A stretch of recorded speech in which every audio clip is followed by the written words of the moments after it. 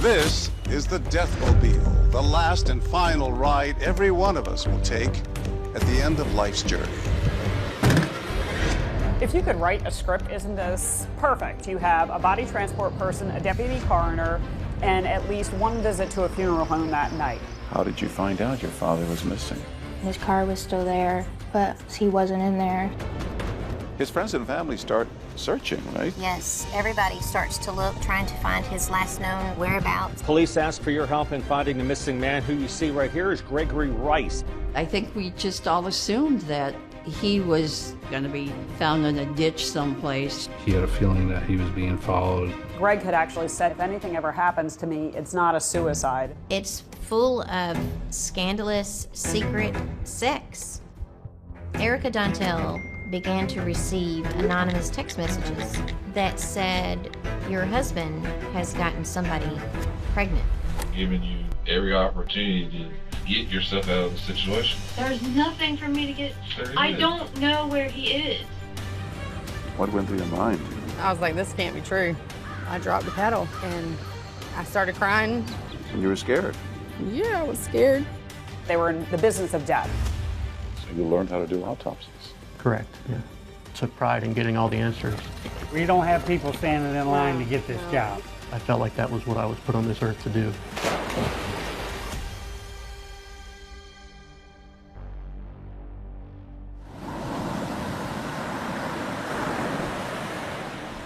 Myrtle Beach, South Carolina. Every year, these shores welcome millions of tourists. They come for the sand, the sun, the surf. But it's not always fun and games. At night, a darker, more sinister side emerges.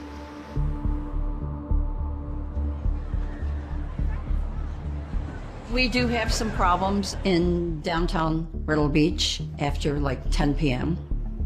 That's kind of like a joke about Myrtle Beach. The Murder Beach, or Dirty Myrtle.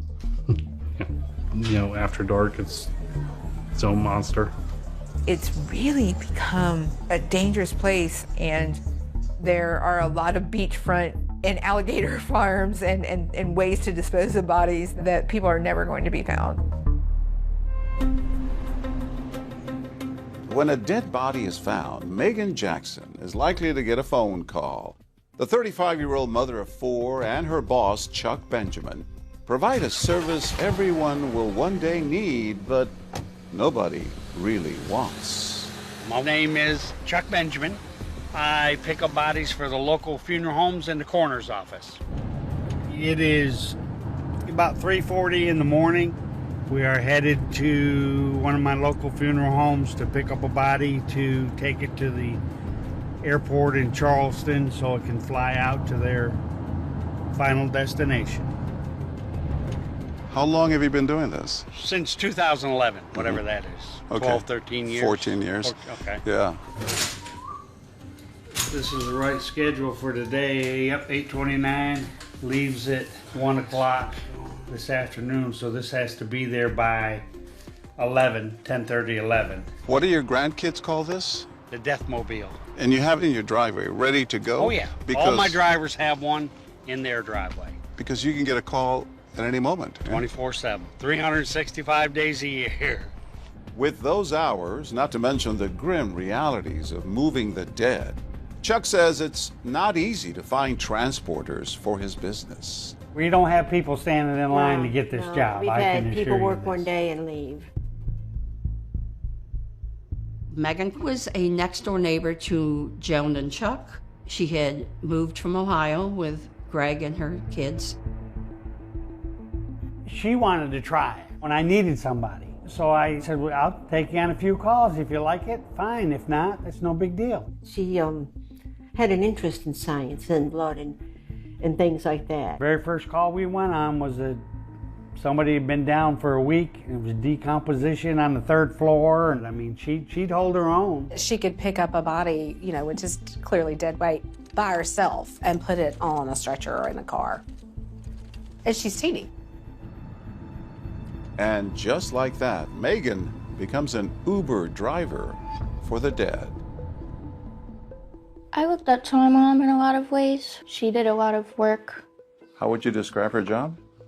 It's a pretty sad and can be an overwhelming type of job, but I think that as long as you're being respectful and caring about what you're doing, then I think it's actually a really good job to have. Everyone loved Megan. Everybody that she worked with in the business. We worked for a variety of different funeral homes. At the time, we worked for the coroners. Megan's job requires her to work hand in hand with the Horry County Deputy Coroner, a man named Chris Dontel. Megan was a great worker. She endeared herself to all of us at the coroner's office. Did you ever go with her to work? I've done quite a few calls with her, and it would be something I would actually look into doing in my future. You would think of doing the same thing. Yeah. I never really bothered me as a kid because everybody passes at some point. As Megan thrives at work, her relationship with Greg Rice, the father of her children, fizzles out. After 15 years together, the couple splits up, but they share custody of their kids. Greg moved to the Arrowhead community where he lived in an apartment. Megan, who had inherited a good deal of money from her parents, purchased the home in River's Edge. On October 3rd of 2020, Megan went over to Greg Rice's home with the children. He was going to get the children for that day. There was no answer at the door.